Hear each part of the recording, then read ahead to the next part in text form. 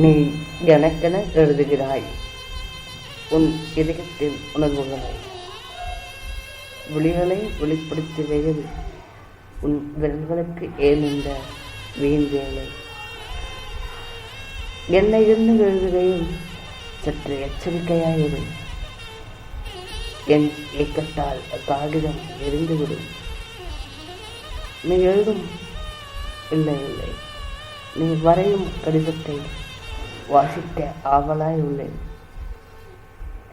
காதல் சொல்ல தாமதித்தாய், கண்கள் சந்திக்க தாமதித்தாய், கைகள் சேர தாமதித்தாய்.